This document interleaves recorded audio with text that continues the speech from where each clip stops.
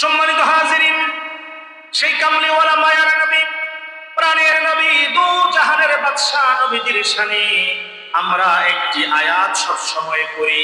সেই আয়াতটা হলো ইন্নাল্লাহা ওয়া মালাইকাতাহু ইউসাল্লুনা আলান নবী ইয়া আইয়ুহাল্লাযীনা আমানু সাল্লু আলাইহি ওয়া সাল্লিমু তাসলিমা। সুবহানাল্লাহ। এই যে একটি প্রসিদ্ধ আয়াত, আমরা সবাই পারি না? সবাই পারি। এই আয়াতটা কোরআনুল কারীমে আল্লাহর হাবিবের শানে আল্লাহ রাব্বুল আলামিন এত চমৎকার করে তার হাবিবের শান, মর্যাদা, আমার নবীর ইজ্জত, আমার নবীর আজমতকে এত বাড়িয়ে দিয়েছেন। এবং এই আয়াতটাকে আল্লাহ রাব্বুল আলামিন নাযিল করেছেন এই যে বর্তমানে শাবানের চাঁদ, এই শাবান মাসে আল্লাহ তাআলা তার প্রিয় হাবিবের শানে এই আয়াতটাকে নাযিল করেছেন। সুবহানাল্লাহ। আল্লাহ রাব্বুল আলামিন বলেন ইন্নাল্লাহা ওয়া মালাইকাতাহু, ইন্নাল্লাহা নিশ্চয়ই আমি আল্লাহ, নিশ্চয়ই আমি আল্লাহ। ইন্না শব্দ ব্যবহার করা হয়েছে আল্লাহ কোরআনুল কারীমে যেখানে যেখানে ইন্না শব্দ ব্যবহার করেছেন ওই জিনিসগুলোকে তাকিদ দিয়ে গুরুত্ব দিয়ে বোঝানো হয়েছে। আল্লাহ বলতেছেন নিশ্চয়ই নিশ্চয়ই আমি আল্লাহ, ওয়া মালাইকাতাহু আমার ফেরেশতারা, ইউসাল্লুনা আলান নবী আমার নবীর শানে দরুদ ও সালাম পেশ করে। সুবহানাল্লাহ। ঘোষণাকার, ঘোষণাকার, ইয়া আইয়ুহাল্লাযীনা আমানু, হে ঈমানদারেরা। আল্লাহ তাআলা এখানে ইয়া আইয়ুহান নাস বলে নাই, সমস্ত মানুষদেরকে বলে নাই। ইয়া আইয়ুহাল মুসলিমিন, সমস্ত মুসলমানদেরকে আল্লাহ বলে নাই। আল্লাহ বলেছেন ইয়া আইয়ুহাল্লাযীনা আমানু, হে ঈমানদারেরা। কারা? বলেন কারা? আমরা কি ঈমানদার? আমরা কি ঈমানদার? আল্লাহ রাব্বুল আলামিন সমস্ত মানুষদেরকে বলে নাই, সমস্ত মুসলমানদেরকে বলে নাই। আল্লাহ বলেছেন ইয়া আইয়ুহাল্লাযীনা আমানু, হে ঈমানদারেরা, সাল্লু আলাইহি ওয়া সাল্লিমু তাসলিমা আমার নবীর শানে, আমার রাসূলের শানে, আমার বন্ধুর শানে তোমরাও দুরূদ ও সালাম পেশ করো। তার মানে হাবিবের শানে দুরূদ ও সালাম পেশ করার জন্য আদেশ করেছেন কে? আদেশ করেছেন কে? আল্লাহ। আজকে যারা বলবে আমি নবীর মিলাদ মানি না, আজকে যারা বলবে আমি নবীর শানে দুরূদ পড়তে চাই না, আজকে যারা বলবে আমি ঈদে মিলাদুন নবী মানি না, তার মানে সে আল্লাহ রাব্বুল আলামিনের কোরআনের আয়াতের বিরোধিতা করলো। ঠিক কিনা? আল্লাহ নিজে তার হাবিবের শানে দুরূদ পাঠ করে সালাম পেশ করে আপনাকে আমাকেও করতে বলেছেন। যদি আপনি আমি ঈমানদার হই, যদি কি হই? ঈমানদার হই। আল্লাহ বলেছেন যদি তুমি ঈমানদার হও, ইয়া আইয়ুহাল্লাযীনা আমানু, হে ঈমানদারেরা আমার রাসূলের শানে দুরূদ সালাম পেশ করো। অতএব আমরা ঈমানদারেরা হাবিবের শানে দুরূদ সালাম পেশ করি কার হুকুমে? বলেন কার হুকুমে? আল্লাহর হুকুমে। আল্লাহ তাআলা তার প্রিয় হাবিবের শানে এই যে একটি চমৎকার আয়াত নাযিল করে দিলেন, এই আয়াতটাকে আল্লাহ তাআলা এই পবিত্র শাবানের চাঁদে নাযিল করেছেন। এই শাবানের চাঁদে আল্লাহর হাবিবের শানে এই আয়াতটা নাযিল হয়েছে। সুবহানাল্লাহ। বর্তমানে শাবানের চাঁদ, এই শাবান মাসের গুরুত্ব আছে না নাই? কম না বেশি? আমাদের কাছে আমরা কম মনে করি। কিভাবে কম মনে করি? যে এই মাসে শুধু একদিন লাইলাতুল মিন নিসফে শাবান, শাবানের মধ্য রজনী, শবে বরাত, লাইলাতুল বরাত, ওই রাত্রে যত পারি ইবাদত বন্দেগী করি, আছে না নাই? সারা বছর যে মসজিদে যায় না, সারা বছর যে বর্ষণ করে পানি নেয় না, নীলাকুলুপ ব্যবহার করে না, পবিত্র থাকে না, ওই লোক তো দেখবেন শবে বরাতের রাত্রে সবার আগে গোসল করে জুব্বা, পাগড়ি, পাঞ্জাবি লাগায়া, আতর, খুশবু লাগায়া একবারে প্রথম কাতারে, আছে না নাই? এমন কিছু মুসল্লি আল্লাহর কাছে চায়, হুজুরে ওয়াজ করছে শবে বরাত রাতে, আল্লাহর কাছে যা চাইবো আল্লাহ তাই দিবে। অতএব এই রাত্র মিস করা যাবে না। তা এক লোক মসজিদে বসে নামাজ পড়ে আল্লাহর কাছে চাইতেছে, আল্লাহ শুনলাম এই রাত্রে নাকি তোমার কাছে যা চাই তুমি তাই দিবা, তো দেও আল্লাহ আমাকে 1 লাখ টাকা দাও। আল্লাহ টাকা দেয় না। কিছুক্ষণ পরে বলে, আল্লাহ তুমি যদি 1,00,000 টাকা দাও, এখান থেকে আমি 50,000 টাকা মসজিদের মধ্যে দিয়ে দিব। কোথায় দিব? মসজিদের মধ্যে দিব। তাও টাকা আসে না। একটু পরে বলে, আল্লাহ তোমার যদি বিশ্বাস না হয়, তুমি 50,000 টাকা রেখে দাও, তাও আমাকে 50,000 টাকা দাও। এমন কিছু লোক আছে না নাই, যারা সবে বরাতের এক রাত্রে মসজিদের মধ্যে গিয়ে ইবাদত বন্দেগী করে আল্লাহর কাছে সবচেয়ে সকালবেলা ফজরের নামাজের খবর নেই? আছে না নাই? আছে না নাই? আপনাদের এলাকা হয়তো বা নাই, আর আপনাদের এলাকা আমার এলাকা একই এলাকা। কারণ আমার বাড়ি হচ্ছে সোনারগাঁও, এই নারায়ণগঞ্জের মধ্যেই তো আমরা ঘুরে ফিরে নারায়ণগঞ্জ এলাকার মানুষ। অতএব এমনটি করা যাবে না।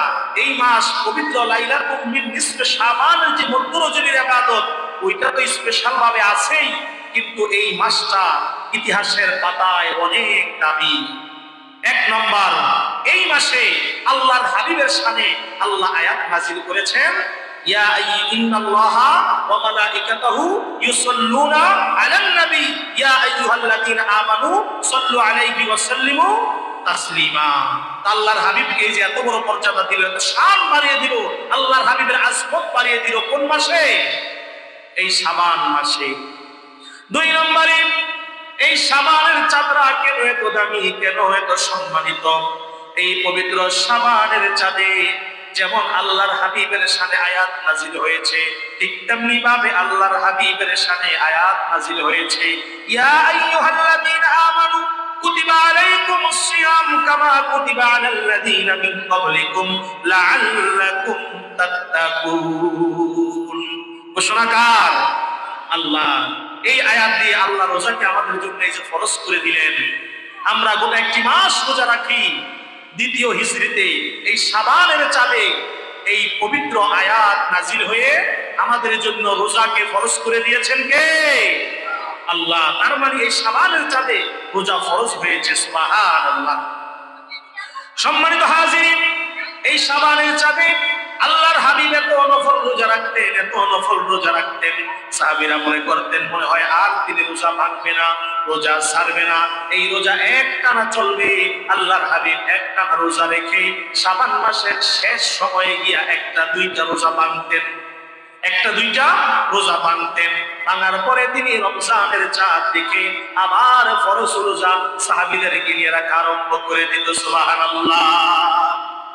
তার মানে শাবানের চাঁদে আমরা আল্লাহর হাবিবের অন্যতম শ্রেষ্ঠ একটি ইবাদত নফল রোজা, যে রোজা 20 দিন, 10 দিন, 5 দিন, 2 দিন, 1 দিন, যতদিন পারি রাখতে পারবো তো ইনশাআল্লাহ।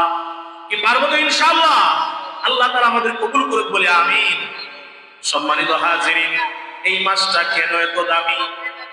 3 নম্বরে, এই মাসের মধ্যে এই পৃথিবীর মধ্যে আগমন করেছেন সাইয়্যিদ শাবাবি আহলিল জান্নাহ, জান্নাতে যুবকদের সরদার ইমাম হুসাইন রাদিয়াল্লাহু তাআলা আনহু এই পবিত্র শাবান মাসে দুনিয়ার মধ্যে আগমন করেছেন। সুবহানাল্লাহ। এই জন্য ইতিহাসের পাতায় অনেক অনেক ইতিহাস আছে এই পবিত্র শাবান মাসে।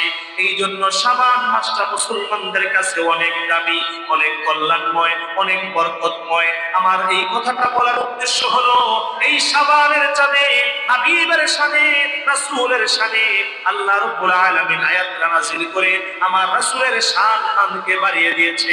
এই শান মান বাড়ানে পবিত্র শাবান মাসে আবার মিলাদুন নবীর মাহফিল, এই মিলাদুন নবীর মাহফিলে আমরা বসতে পেরে খুশি না বেজার?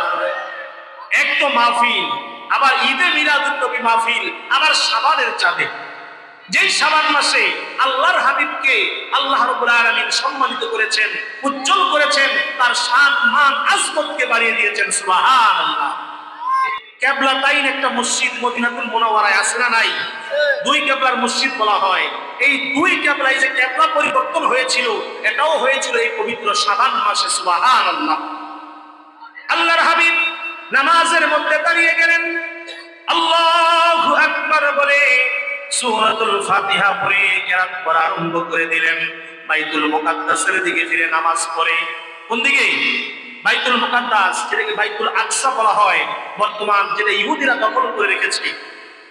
ফিলিস্তিনের বাইতুল মুকাদ্দাসের দিকে ফিরে নামাজ পড়ে, কিন্তু মনটা চায় আমি যদি খানায় কাবার দিকে ফিরা নামাজ পড়তাম তাহলে আরেকটু বেশি শান্তি পাইতাম। কোন দিকে? তা বলেন কোন দিকে? খানায় কাবা হচ্ছে আমাদের কেবলা। খানায় কাবা কি? কেবলা। নামাজের যতগুলো ফরজ আছে, আহকাম আরকান আছে, এর মধ্যে অবশ্যই আপনাকে নামাজে দাঁড়ানোর আগে কেবলা ঠিক করে নিতে হবে। কেবলা যদি ঠিক আপনি না করেন নামাজ হবে? আমাদের কেবলা কোন দিকে? পশ্চিম দিকে। বলেন কোন দিকে? পশ্চিম দিকে। তার মানে আমাদের দেশ থেকে আরব দেশ পশ্চিম দিকে, খানায় কাবা পশ্চিম দিকে, এই জন্য আমরা পশ্চিম দিকে পড়ি। আবার যেই দেশ থেকে দক্ষিণ দিকে তারা দক্ষিণ দিকে পড়ে, যারা পূর্ব দিকে তারা পূর্ব দিকে পড়ে। তার মানে দিক আমার কেবলা নয়, আমার কেবলা হচ্ছে কাবা। কেবলা কি? কাবা।